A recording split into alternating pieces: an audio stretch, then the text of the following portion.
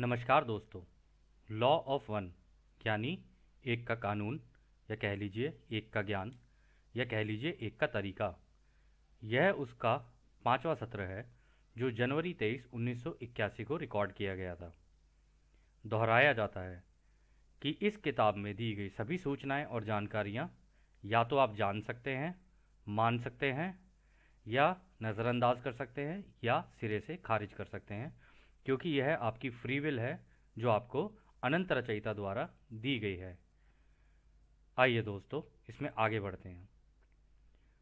तो इस सत्र की शुरुआत में दोबारा रा कहते हैं, हम रा हैं, हम तुम्हारा अनंत रचयिता के प्रेम और रोशनी में स्वागत करते हैं। अब हम बात करने के लिए तैयार हैं। तो डॉन पहला सवाल करते हैं कि पिछली बार जब हमारी बात हुई थी तो हम बात कर रहे थे कि ये इलाज की प्रक्रिया कैसे की जाती है। ये मेरा सोचना है कि इस काम को करने के लिए पहले अपने आप को पवित्र करना होता है, कुछ तौर तरीकों से और उनका इस्तेमाल करके। और जिस व्यक्ति के लिए काम, या कह लो जो मरीज़ है, उसके दिमाग की सोच में भी इन्हीं तौर तरीकों का इस्तेमाल करके कुछ बदलाव करने की ज़रूरत होती है और कुछ अभ्यासों की ज़रूरत होती है। क्या मैं सही कह रहा हूँ? तो रा कहते हैं, हालांकि तुम जो सोच रहे हो वो सही है, परंतु तुम्हारे शब्दों का चयन ठीक नहीं है। जो इलाज करता है वो तो केवल एक माध्यम मात्र है, जैसे कि यहाँ कारला माध्यम है और हम उसके मुंह से बात कर रहे हैं। इस तरह से इलाज करना भी बिल्कुल ऐसा ही है जैसे हम और आप मिलकर कर रहे हैं। इसके लिए जिसका इलाज हो रहा है उसकी सोच भी उस परम रचयिता की सोच की तरफ झुकी होनी चाहिए। तो अगला सवाल डॉन करते हैं, हमने निर्णय लिया है कि यदि आपको ठीक लगे तो हम इसको अपना सम्मान और कर्तव्य समझकर सीखना और सिखाना चाहेंगे। क्या आप हमें बता सकते हैं कि हमारा सबसे पहला कदम क्या होना चाहिए इस तरीके से इलाज करने वाला बनने के लिए? तो रा इसका जवाब देते हैं, इसको करने के 3 चरणों में से पहला चरण है, सबसे पहले दिमाग को सीखना और सिखाना है कि उस अनंत रचयिता की अनंत बुद्धिमानिता को कैसे संपर्क करें। इसके लिए सबसे पहले ध्यान अवस्था में अपने अंदर जाकर शांति को खोजो और देखो। दिमाग एक दरवाजे की तरह खुलना बहुत ज़रूरी है। इसकी चाबी है शांति। इस दरवाजे के अंदर तुम्हें चरणबद्ध तरीके से, जिसको तुम जगह या भूगोल भी कह सकते हो, उसके आकार या ज्योमेट्री दिखेंगी जो आपस में जुड़ी हुई होती हैं, जैसे कि उनका आपसी रिश्ता हो। तो दोस्तों, यहाँ पर जो पहली चीज़ रा ने बोली है वो ये बोली है कि इसके लिए एक तो ध्यान अवस्था में जाकर अपने दिमाग को एकदम शांति की अवस्था में लाना होता है। ये सबसे पहली चाबी है इसको करने की, शांति, पीस। और दूसरा उन्होंने ये बोला है कि जब तुम इस शांति के अंदर चले जाओ तो धीरे धीरे धीरे धीरे, उन्होंने कहा ना चरणबद्ध तरीके से, यानी धीरे धीरे आगे चलो और देखते रहो। चाहे कोई भी एक चीज़ हो उसके ऊपर अपना पूरा ध्यान केंद्र कर लो और उसके अंदर घुसते चले जाओ, जाते जाओ जाते जाओ जाते जाओ। तुम्हें उसके अंदर ना अलग अलग आकार, अलग अलग ज्योमेट्रिकल शेप्स दिखनी शुरू हो जाएंगी। जैसे कि अभी हमने पिछले सत्र में देखा कि उन्होंने उसी पिरामिड के अंदर 4 ट्राइंगल थे। तो इसी तरीके से जब भी आप किसी चीज़ के अंदर जाओगे ना, तो उसके अंदर घुसते घुसते घुसते घुसते आपको उसके अंदर की ज्योमेट्री और उसके अंदर का आकार दिखने लग जाएगा। तो आगे रहा कहते हैं, इसमें निपुणता हासिल करने के लिए ये ज़रूरी है कि दिमागी अनुशासन हो और सबसे पहले अपने आप को जाना जाए। जिस घनत्वता में तुम रह रहे हो उसके विभाजनों को समझा जाए। जहाँ पर भी तुम्हें अपने दिमाग में शांति दिखे तो जानबूझकर उसके विपरीत अशांति को भी देखो या ढूंढो।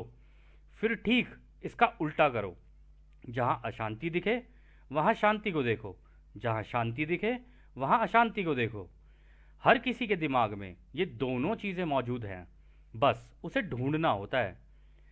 सबसे पहला अनुशासन अपने दिमाग में ये बनाना होता है कि क्या पसंद है और क्या नापसंद है। अपने ही दिमाग में क्या अच्छा है और क्या बुरा है उसका संतुलन बनाना होता है। अपने ही दिमाग में सब कुछ होता है, इसलिए तुम्हें खुद उस संपूर्णता को खोजना होता है। दूसरा अनुशासन अपने दिमाग में ये बनाना होता है कि इस संपूर्णता को जानकर मानना होता है। एक विभाजित सोच के व्यक्ति के लिए इतना आसान नहीं है कि वो शारीरिक चेतना में रहकर कुछ चुन सके, क्योंकि पहले ही रुकावटें और उलझनों से उसका दिमाग अच्छे से विभाजित होता है। इस इस जानकर मानने की प्रक्रिया को करने से निर्णय लेने आसान हो जाते हैं, क्योंकि विभाजन का भी अच्छे से ज्ञान होता चला जाता है।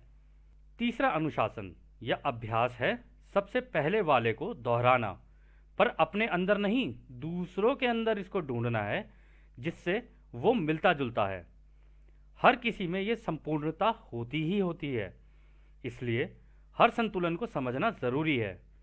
जब भी तुम्हें शांति दिखे तो ये तुम्हारी जिम्मेदारी है कि ये जानो कि इसमें अशांति किधर है, और जब भी अशांति दिखे तो उसमें शांति ढूंढो। हम इसको एक साधारण उदाहरण की तरह इस्तेमाल करते हैं। अपने ही दिमाग में काफ़ी पहलू या पक्ष और विपक्ष होते हैं, इसलिए अपने अंदर के विभाजनों और दूसरों के अंदर के विभाजनों को समझना ज़रूरी होता है। इसके बाद दूसरों के विभाजनों को जानकर आगे बढ़ना होता है। ये सबसे पहले के 3 अभ्यास हैं। इसके बाद का चरण या अभ्यास होता है कि पहले के 3 अभ्यासों का इस्तेमाल करके दूसरी जगह रूप, आकार और विचार के लोगों को देखना, और फिर दूसरों को देखकर सबको देखना, और फिर रचयिता के दिमाग या पूरे ब्रह्मांड के दिमाग को देखना। तो दोस्तों, यहाँ पर जो इन्होंने बात बोली है ना, ये जो तीनों प्रैक्टिस बताई हैं कि अपने दिमाग में हमेशा जब भी ध्यान अवस्था में जाओ, आपने सुना होगा कि भाई ध्यान को एकदम शून्य कर दो, परंतु ऐसा होता नहीं है। ज़्यादातर ऐसा होता है कि जब भी कोई ध्यान लगा रहा होता है ना, तो दिमाग में कहीं कुछ चल रहा होगा, कहीं कुछ चल रहा होगा, कहीं कुछ चल रहा होगा। तो आपके दिमाग में जो जो चीज़ें आती जा रही हैं ना, उसका आपके दिमाग में अगर कोई अच्छी चीज़ आ रही है तो उसका उल्टा सोचो, कोई उल्टी चीज़ आ रही है तो उसका सीधा सोचो।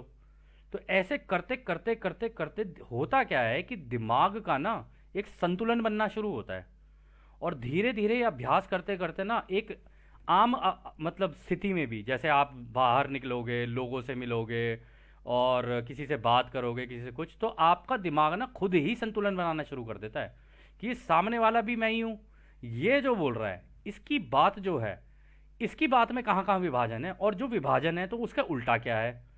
तभी तो आप किसी से बात कर पाओगे ना ढंग से, या सामने वाले को समझ पाओगे। अदरवाइज तो आप ये करते रहोगे कि हाँ भाई जो मुझे पता था बस वो मुझे पता है। पता नहीं करना है, जानना है, मानना नहीं है। यहीं पे वो ये कह रहे हैं कि जब तुम ऐसे ऐसे करते चले जाओगे ना, तो होगा क्या कि धीरे धीरे धीरे धीरे तुम सब लोगों का दिमाग समझना शुरू कर दोगे, और जैसे ही तुम्हें सब लोगों का दिमाग समझना शुरू आने लग जाएगा, तुम्हें धीरे धीरे पता चलेगा कि रचयिता ने कितना बढ़िया संतुलन बना रखा है। कि हाँ, ये जो भी चीज़ें हैं, कि जैसे राह ने कहा कि सारी चीज़ें सोच में बनी हुई है रचयिता की। ये हमको लगता है ये जितनी भी चीज़ें असली हैं, अभी आपको पता चलेगा कि ये चीज़ें क्या है बेसिकली, जो जो भी आपको दिख रहा है पांचों इंद्रियों से। तो वो कह रहे हैं कि यहाँ पे संतुलन ढूंढो, तो तुम्हें समझ में आएगा कि रचयिता का संतुलन क्या है, और तुम भी समझ पाओगे कि रचयिता का दिमाग क्या है, कि वो इतना इंटेलिजेंट, इतना बुद्धिमान कैसे है। तो खैर आगे चलते हैं। तो वो कहते हैं दूसरा हिस्सा इस सीखने सिखाने का ये है कि अपने शरीर को अच्छे से समझना। इसमें अपने दिमाग का इस्तेमाल करके ये जानना होता है कि मेरी भावनाओं और झुकावों की वजह से मेरा शरीर कैसे प्रभावित हो रहा है। अपने शरीर की स्थिरता को पहचानना और उसे जानकर मानना भी ज़रूरी है। ध्यान अवस्था में अपने शारीरिक और रासायनिक हिस्सों को देखना भी इसी का हिस्सा है। तो यहाँ पर राय ये कह रहे हैं कि जब आप ये कर रहे होते हो ना, तो आपको मान लो अगर आपको कोई अच्छी फीलिंग आ रही है तो आपको पता चलेगा ओहो मेरे दिल के अंदर जा रही है ये। जब भी कोई बुरी सी फीलिंग आ रही होगी आपको ऐसा लगता है कि यार दिल में नहीं, ये दिमाग की तरफ जा रही है। और जब डर आ रहा होगा तो आपको पता चलेगा कि आपका पेट है ना, पेट, उसके आसपास आपको एहसास हो रहा है डर का। तो हर चीज़ की, हर भावना का ना आपके शरीर के अंदर, हमारे शरीर के अंदर एक जगह होती है। तो किस जगह पे वो चीज़ चल रही है ना, उसको जानना होता है कि ओ अच्छा, मुझे प्रेम का एहसास हुआ तो दिल में हुआ। ओहो, ये जो सामने चीज़ें चल रही हैं, टीवी पे देख रहे हैं, ये सारी चीज़ें ये मेरे दिमाग के अंदर चल रही हैं। क्योंकि इससे इवन आपने कभी कभी देखा होगा, टीवी भी देखते देखते कोई अच्छा सा सीन आ गया प्रेम भरा, तो आहा दिल को बड़ी शांति सी मिलती है। अगर आपने देखा कि ओहो लड़ाई मार धाड़ हो रही, तो आपके अंदर भी ना, दिमाग आपके अंदर एक हलचल सी मचनी शुरू होगी। वो हलचल वास्तविकता में दिल में नहीं, दिमाग के अंदर हो रही होती है बहुत तेजी से। तो यहीं पे उन्होंने यही बताया था। फिर वो आगे कहते हैं, ये जो शरीर है ये दिमाग का बनाया हुआ प्राणी है। इसके अपने झुकाव होते हैं। अपने जैविक शरीर के झुकाव को समझकर इसका उल्टा भी समझना होता है, और अंत में इसको जानकर ही मानना होता है, और अपने आप को स्थिर बनाना होता है बिना किसी भेदभाव के। तो यहाँ पे वो कह रहे हैं कि जब तुम्हें ये पता चल जाएगा ना कि मान लो तुम्हें डर लग रहा है, पेट की तरफ जा रही है चीज़ें, अचानक से अपना एकदम सोच चेंज कर दो, प्रेम भरी सी सोच ले आओ, तो एकदम से वो डर जो है ना नीचे से ऊपर चल के एकदम से तुम्हारे दिल की तरफ आ जाएगा। दिल की तरफ आएगा, वो एकदम शांत होना शुरू होगा। तुम्हें गुस्सा आ रहा है किसी की तरफ, तो गुस्सा कहाँ आ रहा होता है? गुस्सा जब भी किसी को आता है ना, तो आप उसका देखना, उसका चेहरा लाल होना शुरू होता है। जो चेहरा लाल होना शुरू होता है ना, तब अचानक से एकदम से दिमाग को घुमाना होता है, किसी घुमा के दोबारा कोई कुछ अच्छा सा सोचने लग जाऊं, और जैसे ही अच्छा सा सोचने लग जाओगे वो फिर दोबारा दिल की तरफ चला जाएगा। तो इस अभ्यास को करते करते ना आपका शरीर का भी संतुलन बनना शुरू हो जाता है। परंतु ये अभ्यास से आता है, और ये किसी बिना किसी भेदभाव के पहले अपने ऊपर करना होता है। फिर जब ये सारी चीज़ें आप अपने ऊपर कर रहे होते हो, तो सामने वाले के अंदर देखना होता है कि अच्छा अभी गुस्सा हो रहा है, ये लाल लाल हो रहा है इसका चेहरा, ओहो इसे डर लग रहा है, ओहो इसकी आंखें फटी चली जा रही हैं। ये सारी की सारी चीज़ें आपको समझ में आ जाएगी कि इसकी आंखों में क्या चल रहा है, इसके चेहरे पे क्या चल रहा है, इसके दिल में क्या चल रहा है, इसके हाथ कैसे चल रहे हैं। एक एक चीज़ आप बड़ी पैनी नज़र से अंदाज़ा भी नहीं, जान जाओगे कि सामने वाला क्या कर रहा है। फिर वो आगे कहते हैं, इन सब को करने के बाद उनको समझना होता है जिनको तुम दूसरा कहते हो। इसका सबसे सरल उदाहरण है कि हर मर्द एक औरत भी होता है, और हर औरत एक मर्द भी होती है। इनके बीच के विभाजन को भी समझना होता है, और इन दोनों के बीच की स्थिरता को जानकर और मानकर आगे बढ़ना होता है। तो दोस्तों, आपको लगा होगा कि यार हर मर्द एक औरत है, हर औरत एक मर्द है, ये क्या कहानी चल रही है, ऐसे कैसे हो सकता है? परंतु जो अच्छे लेवल के ध्यान करता होते हैं ना, उनको ये चीज़ पता चल जाती है कि वो ही अर्धनारीश्वर हैं। मतलब उनके अंदर एक औरत भी है आधी, जो बड़ी सॉफ्ट और बड़ी कोमल सी है, और एक मर्द भी है जो बड़ा मतलब लीडिंग पोजीशन पे रहने वाला, एक डिसीजन मेकिंग करने वाला उस टाइप का होता है। तो अगर आप देखो औरतों को इस तरीके का करते हुए कि हाँ भाई ये लीडरशिप पोजीशन पे जा रही है, तो उस टाइम पर उसका वो लीडरशिप मेल वाला जो पार्ट है ना, मर्द वाला जो पार्ट है वो एक्टिवेट हो गया उसका, तो वो उस तरीके से बिहेव करने लग जाएगी, या उस तरीके से करने लग जाएगी चीज़ें। और कोई मर्द अगर औरतों जैसी हरकतें करने लग जाए, तो आपको ये समझ जाना चाहिए कि हाँ इसका वो पार्ट एक्टिवेट हो गया है।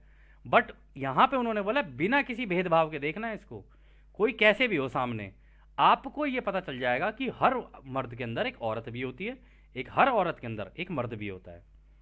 तो आगे राह कहते हैं, अगले सत्र में इसके एक तीसरे हिस्से पर बात कर सकते हैं, और इस सत्र को आज के लिए यहीं समाप्त करते हैं। तो दोस्तों, आज के लिए ये 5वां सत्र यहीं समाप्त होता है, और जैसे कि राह हमेशा बोलते हैं कि हम तुम्हें अनंत रचयिता की प्रेम और रोशनी में, उसकी शक्ति में और उसकी शांति में छोड़कर चलते हैं।